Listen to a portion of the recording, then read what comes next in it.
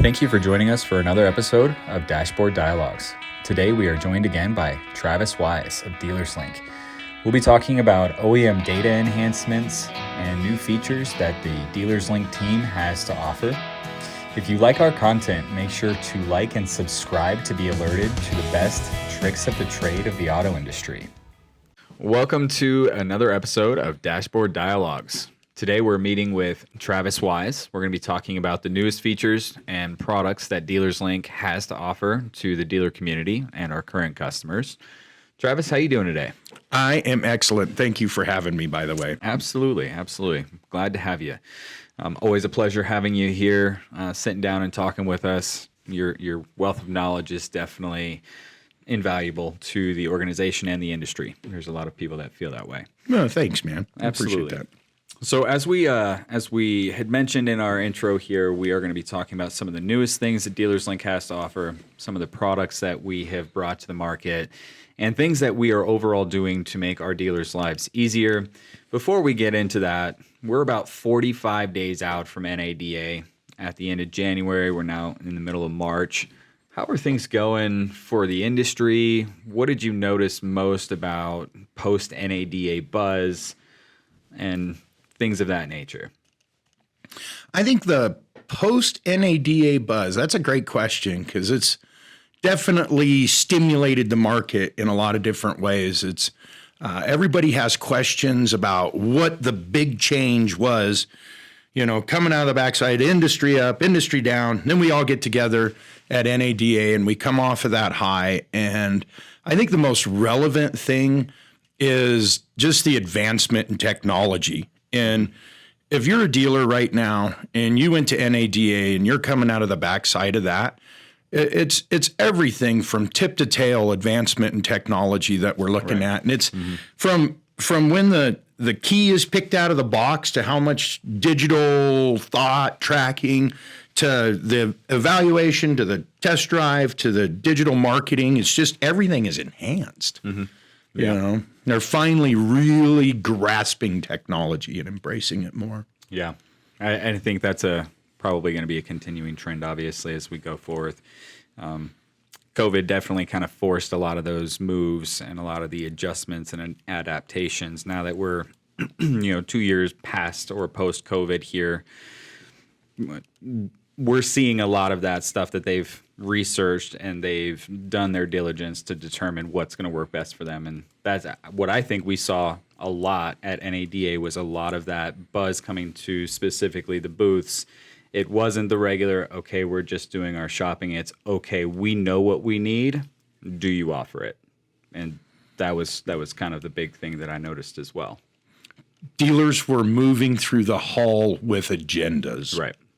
Yeah, they had an agenda. Absolutely. Yeah. And that's not abnormal, but it's pretty vigilant. They're looking for opportunity of new solution. It's kind of like car insurance. There's enough competitive car insurance. If you're not shopping it every now and again, you're really leaving yourself in the weeds. Sure. So, Absolutely. Well, as we continue on post-NADA going into the spring and summer season here for the auto industry, Dealers Link has actually brought several new things to the market, specifically launched at NADA. Why don't you go ahead and give us a little bit? I know I tried to pull that out of you in the last episode, and you shut me down pretty hard, so I applaud you for your efforts there. Well, what was it we did at NADA? It was so long ago. No, I think the biggest buzz that we had going at NADA that brought us the most traction is the DMS profit. Mm-hmm. DMS profit is really huge. I know a lot of people are like, oh, well, what do you know about last year? If we're looking at our profits from last year. Well, you can't really go off of that, but you do need to know essentially what your top 10 fastest moving, most profitable cars are. Because everybody knows the fastest moving car may not be the most profitable car. That's true. And the most profitable car might not move fast. And it's a simple view. If you know your top 10 most valuable, fastest moving cars, you can run your store like a retail shop. I worked at a retail shop and we had 1s, 2s, 3s, and 4s. 4s, you made them special order. 3s, you kept 1. 2s, you kept 3, 4, 5, and ones, you better have 20 of them on hand because they sell very quickly. So that's kind of the whole premise of this. It's like, why aren't we simply looking at our inventory inside the dealership, most profitable, fastest moving? Where can I be the most effective regularly and play the odds correctly? Sure. Ta-da! Absolutely. Yeah, it's been huge. That DMS profit, the ability to build the OEMs in your cars, so we have Ford OEM data now, and we have Toyota OEM data. We're the first to market with that. And I'm not talking about a VIN explosion from the OEM standard data, standardized. What I'm talking about is if the thing has an extra cigarette lighter in the trunk, this will let you know in that package, and it'll help you break those packages down.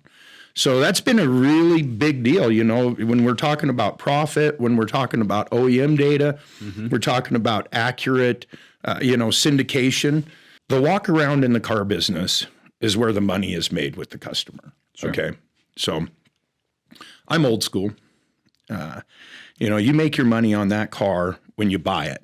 Right. You make your gross on that car when you do a proper walk around. Right.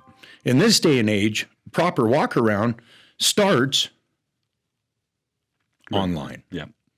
The customer starts the walk around themselves. Sure. So you better have your business tight. And that OEM build data tightens it up. Your sales guys are not getting called out onto the lot. This package said it had a sunroof. Right. It doesn't have a sunroof. We drove 4 hours to buy this car. Right. Yeah, that's something to really consider. Accuracy on the floor, accuracy on pricing, accuracy with your data, with your photographs. It's really going to be the difference in 2023, 2024. Focusing on the right cars to own for the right profit at the right pace. Right. And that brings me to, some of the pending improvements to the OEM data, because currently I believe that is active on the in-stock inventory. What is coming is that is also going to then be available to them during the appraisal process. So dealers dealing with some of that off-brand inventory they may not be familiar with. They see a Toyota Tundra come on the lot. They see that it says SR5, but they don't know if it comes with any other packages. Ford is notorious for being very difficult with their packages, 202, 302, 301As, all these numbers and packages and things of that nature. And this really does streamline and simplify the process of the inventory controller, the person that's in charge of the merchandising, the marketing of those vehicles. It's huge. Which ultimately will help them lead to better foot traffic, hopefully, which is better results for sales, or at least the potential for better results of sales. Yeah, it's going to stimulate more sales. Ford seems to be the most difficult for the simple fact I can go down and I can order a FX4 Lariat Sport. So that's a triple package truck. It's so when you cross all of those, boom, now we have all these packages. Like, what do we actually have in front of us? Right. How do we actually? Well, it's not a standard Lariat because it's an FX4 Lariat. That's the off-road Super Hootie with a console and skid plates and all these other things. So it's a challenge. I think Ford's probably one of the most challenging out there to appraise and market, for that matter, simply for those things. I mean, Nissan's tough. The OEM build data has been huge with Nissan and whatnot, simply because you just don't know what it is.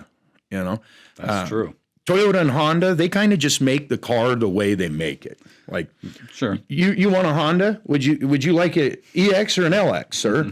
Because that's the two ways you get them. Right. So you don't really need a ton of breakdown for that. But if you could buy a EXLX Premium, well, we would really probably need a little help with that.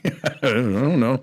You might be brilliant, but still, that's a weird vehicle.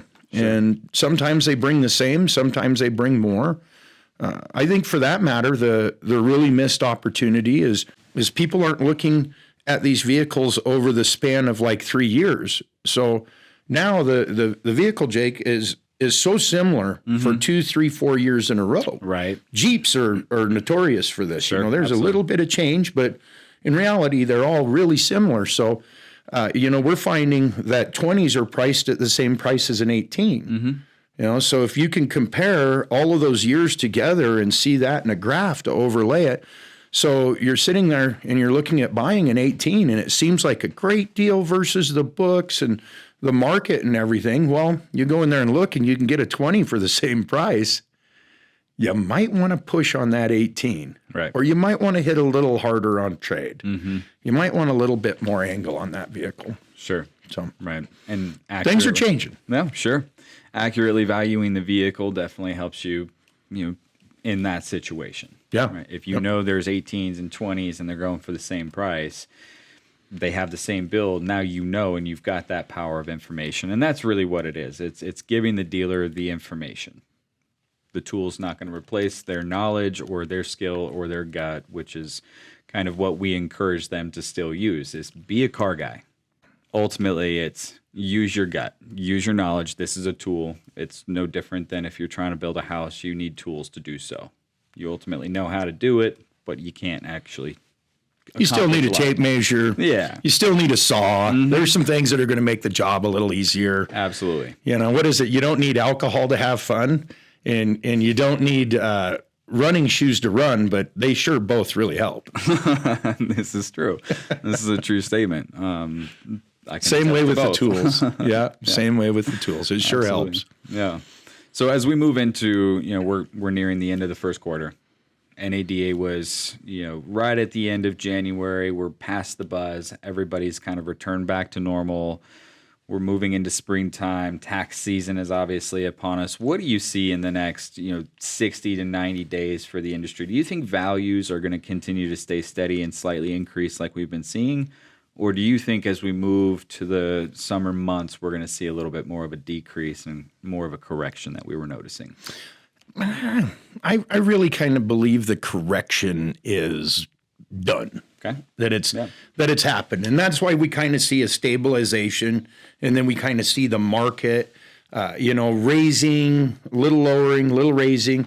I mean, when we did the JD Power pre-book, and we looked at the pre-book, I was really, really happy to see that there wasn't a lot of plummeting, that there was a lot of zeros, there was a lot of green, and that's going to happen every year. We're coming into spring, people are getting the fever. I mean, I've got the fever. I want to buy something, I want to go have some fun. A little bit of retail therapy in the car business never hurt anyone. Let's get real. We're in this for some retail therapy. Right. So I think that's going to be across the board. I think we're going to see a little bit more incentive from the OEM manufacturer, because there's some stuff starting to, we're starting to get some inventory sitting up. I see interest rates, they got to soften just a little bit somewhere. And I think that there's just a lot of people that are ready to buy. It's spring. Every year, spring is a bump. It's a season of change, right? It's a season of change. I think regardless of what the banking industry's doing and spy balloons and all of this garbage that's going on, I think people are still going to want a new car. I think we're still going to want to get a used car that's nicer than the one we have, or just out of necessity, mechanically it's time. So, but people are going to hold on to their cars for longer. Sure. Yeah. They have no choice. Especially the ones that leased. The ones that leased could very well be a little bit more further up that creek, and their paddles are falling apart slowly and sometimes quickly. So. Yeah. The group of people that bought in the last 36 months, when money was free and prices were outrageous, the only way that they're going to move from those now that the market's settled and everything's flattened out, they're going to have to hold on to those for a long time. And that's going to be really profitable for the banks in the long run. Oh, sure. Yeah. That's going to be great because they're going to collect all the backside interest and everything on that. But that's also a double-edged sword, because that's going to make it tougher to sign new paper. Sure. So if you're going to have a little collapse, you're going to have a little higher interest rate, then the people that don't have to buy won't. Right. If they can pay cash, they'll pay cash. Otherwise, they'll wait. If you're upside down $20,000, which is pretty common out there right now. Right now, yes. Yes. Right now, we're seeing a lot of people that are upside down $20,000 in a vehicle. And it used to be like, oh my gosh, you drive it off the lot, and you're going to lose that. And it's like, well, okay, but a car was 20 grand. Right. And if you're going to buy it new and you're going to lose half of that, you lost 10. And you own it for 3 to 4 years, that correction comes in place. Sure. And then Absolutely. you're fine. Yep. Whereas now you buy the car for 60 and you're upside down 20 within 18 months. Yep. Plus the margin. So what's it really, 25 grand?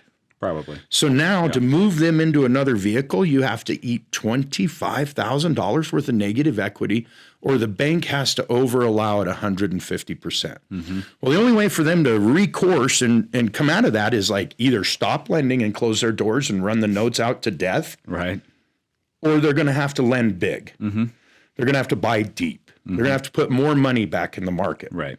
So I don't know what the infrastructure of the banks, and it's an unforeseen segment in the industry that we're all going to have to learn to adapt to. Yeah. Yeah. And the best way is going to be with data. And it's a live market out there. It's about a week. You know, I keep telling people this. It's 7 to 10 days. Right. You have a car, 7 to 10 days. You go back and you look at the market value on it and what happens in 7 to 10 days. You better be moving. Yeah, you gotta pay attention. You got to move and shake. Yeah. Absolutely. Yep. So Long answer. yeah, no, appreciate the wisdom as always, you know, and kind of going off of the purchases, people who paid 60, 70, 80,000 for a vehicle that traditionally a couple years ago was 40 or 50.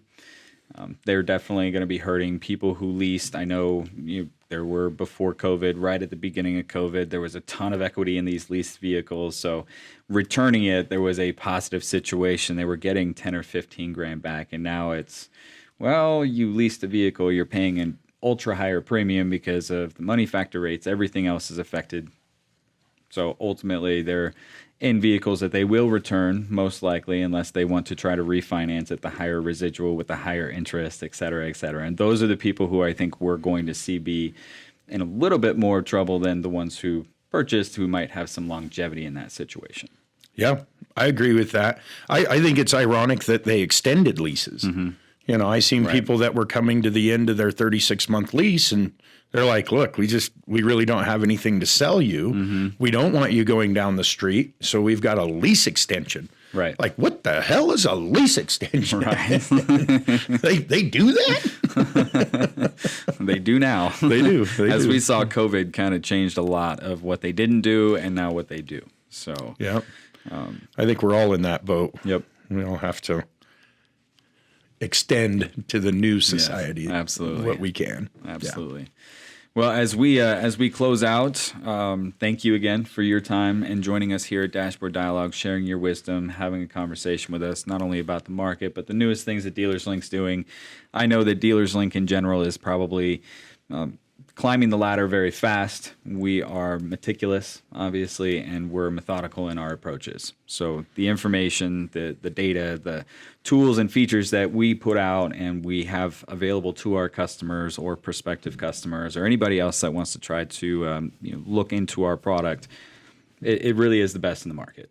So. Yeah, I appreciate that. Thank you. And I always love joining you on this one. The difference in the industry, I would say, for Dealers Link is we're literally focused on development. Sure. You know, people are like, why don't we hear more of you? Why don't we see more of your commercials? Why don't we see more of your marketing, your advertising? It's like, because we spend that on making the best in-class product, period. Right. So that's really the focus of Dealers Link is, Earl Nightingale said it back in the 50s. This day and age, you don't have to compete. Right. You just need to create.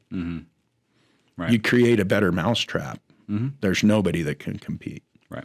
So that's where we're headed. Perfect. That's the task at hand. All right. Well, thank you again for joining us, and it's been a pleasure. Appreciate you. Thanks for having me. Thank you. Thank you for joining us today for another great episode of Dashboard Dialogues. You can follow and listen to Dashboard Dialogues on YouTube, Apple Podcasts, Spotify, and Google Podcasts. Also, remember to follow our socials on LinkedIn, YouTube, Twitter, Facebook, and Instagram.